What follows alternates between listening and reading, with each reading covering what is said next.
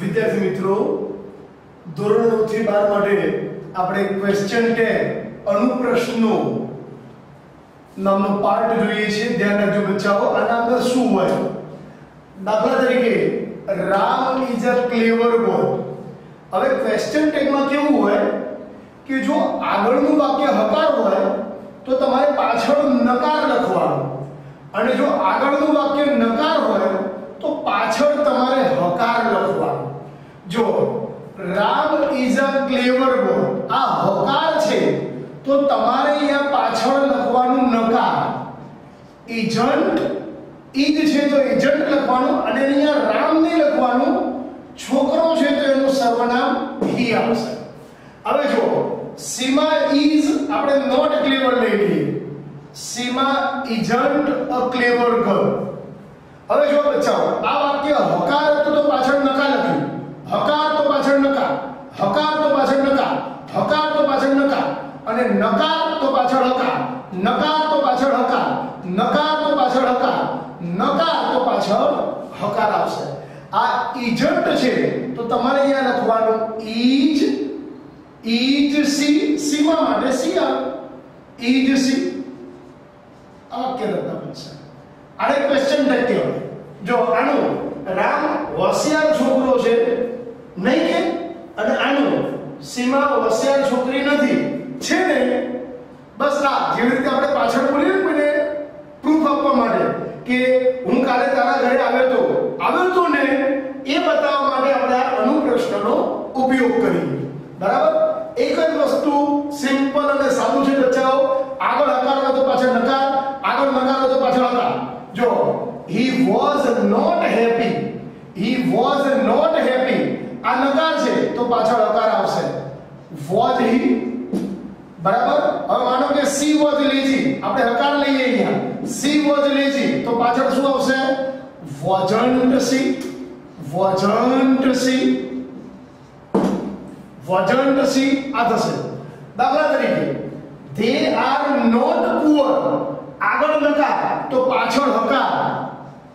aren't, sorry, આગળ નકાર, અહીંયા નકાર તો પાછળ હકાર. are they, શું થાય બચ્ચાઓ?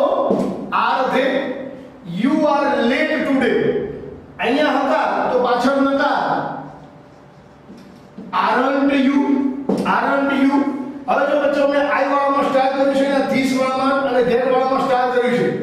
I am your friend તો બચ્ચો અહીંયા એમન્ટ ના લખાય, aren't I શું લખાય? aren't I, I am your friend, aren't I am your friend, aren't I. I am વાળામાં અહીંયા હકાર હોય તો પાછળ નકારમાં aren't I લખવાનું છે. I am વાળામાં હકાર હોય તો તમારે પાછળ અહીંયા aren't I લખવાનું છે, નહીં કે amn't I. aren't I, ફરીથી I am your friend, આ હકાર તો પાછળ aren't I. I am your friend, આ હકાર તો પાછળ નકાર aren't I. I am your friend, આ હકાર તો પાછળ નકાર aren't I. I am not your enemy, હું તારો દુશ્મન નથી તો અહીંયા જો am not છે, આ નકાર તો પાછળ હકાર am I. આમાં I નથી લખવાનું, am I લખવાનું છે. I am not your enemy, આ નકાર તો પાછળ હકાર am I. I am not your enemy, આ નકાર તો પાછળ હકાર, પણ હકારમાં am I લખવાનું છે. I am not your enemy, આ નકાર તો પાછળ હકારમાં am I લખવાનું. I વાળામાં ખાસ ધ્યાન રાખજો, I am હોય તો aren't I, પણ I am not હોય તો am I આવશે. જો અમે અહીંયા જાણી લીધું છે I don't વાળું, આપણે ટેન્સીસ વાળું જોઈશું ત્યારે હું તમને એમાં સમજાવું. પછી જો we had books તો તમારે અહીંયા લખવાનું, જો હકાર તો પાછળ નકાર, hadn't we, hadn't we. we haven't pens તો શું આવે? have we. શું આવશે બચ્ચાઓ? have we. she has a ribbon, તેની પાસે રિબન છે તો જો આગળ હકાર તો પાછળ નકાર. hasn't she, she hasn't a frock, તેની પાસે ફ્રોક નથી તો આગળ નકાર તો પાછળ હકાર. has she,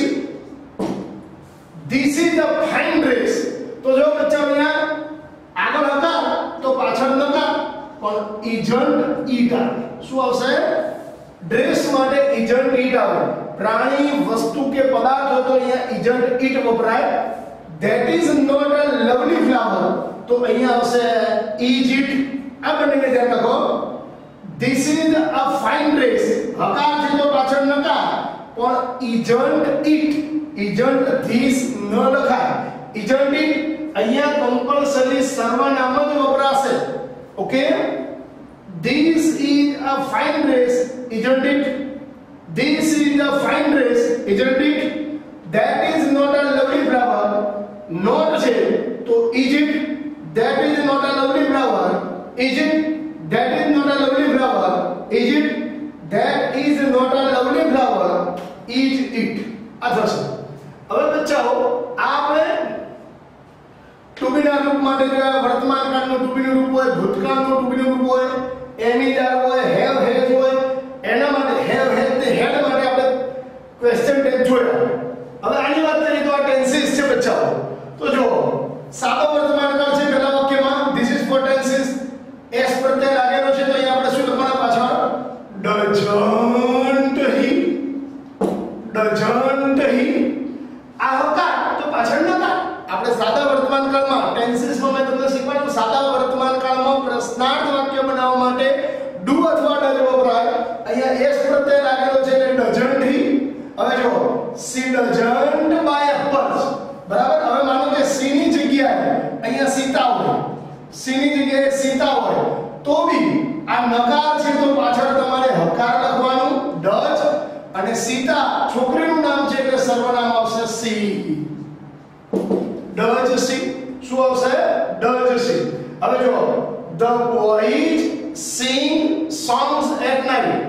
આ બી સાદા વર્તમાન કાળનું વાક્ય છે. જો બચ્ચા ધ બોયઝ સિંગ, સિંગ ને એસ પ્રત્યય નથી લાગ્યું, બરાબર. જો એસ પ્રત્યય લાગે તો ડઝન્ટ હી, એસ પ્રત્યય લાગે તો ડઝન્ટ હી, એસ પ્રત્યય લાગે તો આપણે ડઝન્ટ હી લખ્યું. આમાં એસ, આમાં ડઝન્ટ હતું તો ડઝ સી લખ્યું. અહીંયા ધ બોયઝ સિંગ એસ પ્રત્યય નથી લાગ્યું તો ડુ થે. શું આવે બચ્ચાઓ? Do they. You don't clean your room. હવે જો આ ડોન્ટ છે, સાદો વર્તમાન કાળ છે તો અહીંયા થશે ડુ યુ. હકાર તો નકાર, નકાર તો હકાર, હકાર તો નકાર, નકાર તો હકાર. આ ચાર વાક્યો મેં સાદા વર્તમાન કાળના લીધા છે, જેમાં ડઝ આવી ગયું અને ડુ આવી ગયું. બીજું, જો સીતા હતું તો એનું સર્વનામ સી આપ્યું. ધ બોયઝ છે તો એનું સર્વનામ ધે આવે, બરાબર. યુ તો પોતે સર્વનામ છે એટલે ત્યાં યુ જ આવશે. હવે જો જિગીશા રોટ હોમવર્ક, જિગીશા રોટ હોમવર્ક તો વાક્ય બનશે બચ્ચાઓ ડીડન્ટ સી. હવે રોટ ભૂતકાળ છે, ભૂતકાળનો પ્રશ્નાર્થમાં ડીડ વપરાય. આ હકાર તો નકાર, હકાર તો નકાર. They didn't play cricket. આ નકાર છે, didn't play તો શું આવશે અહીંયા? did they. શું આવશે? did they. બચ્ચાઓ ક્વેશ્ચન ટેગમાં પાછળ હંમેશા સર્વનામ જ આવે. ઓકે. હવે જો Chris will buy a camera. Chris camera ખરીદશે. હવે જો આ હકાર છે, ભવિષ્યકાળ અને સહાયકારી ક્રિયાપદ વાળા વાક્યો લીધા આપણે. તો જો આ હકાર તો પાછળ નકાર, want ક્રિસ માટે હી વપરાય. એક્ચ્યુઅલી માં will not એનું શોર્ટ ફોર્મ છે want. will not નું શોર્ટ ફોર્મ છે want. એટલે ત્યાં લખવાના want હી, ક્રિસ માટે હી વપરાય. want હી. ફરીથી આ હકાર તો પાછળ નકાર, આ હકાર તો પાછળ નકાર. will not નું શોર્ટ ફોર્મ છે want, will not નું શોર્ટ ફોર્મ છે want. I shall recite this poem. તો જો અહીંયા હકાર છે તો પાછળ નકાર, shall નું નકાર થશે shan't. શું થશે? shan't I. શું આવશે? shan't I. I shall recite this poem. shan't I. શું આવશે? shan't I. shall not. shall not એનું શોર્ટ ફોર્મ છે shan't I. શું છે? shan't I. આગળ he can lift this box. જો સહાયકારી ક્રિયામાં can હકાર, આ હકાર તો પાછળ નકાર. can't he. આ થશે. હવે જો he can't solve this sum.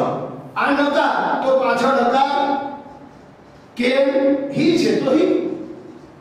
અહીંયા હેત હોય તો એ પાછળ he આવે. માનો કે અહીંયા હેત છે, અહીંયા હેત છે, હેત can't solve this sum તો can't he, sorry can he, એકલું he આપેલું હોય તો પણ આપણે શું લખવાના? સર્વનામ he. આગળ she should sing તો શું આવશે? shouldn't. હકાર છે તો નકાર shouldn't. she છે તો આપણે ત્યાં she લખીશું. આગળ જો Ram and Shiv are not at school. Ram અને શિવ આજે શાળામાં નથી. જો આ બહુવચન છે રામ and શિવ, એકલું રામ હતું તો આપણે he લખ્યું હતું. રામ and શિવ છે, બહુવચન થયું એટલે અહીંયા જો આર નોટ છે તો તે આવશે આર્ધિક. શું આવશે? આર્ધિક. અને I don't submit the file. હવે ધ્યાન રાખો બચ્ચાઓ, I am હોય તો aren't I am not હોય તો am I. પછી આમાં am I ના લખતા, આ તો do અને does એટલે સાદો વર્તમાન કાળ કહેવાય. I don't submit the file, do I. તો આ રીતે બચ્ચાઓ આપણે ક્વેશ્ચન ટેગ લખવાના છે. It's very super. Enjoy it. Thank you very much.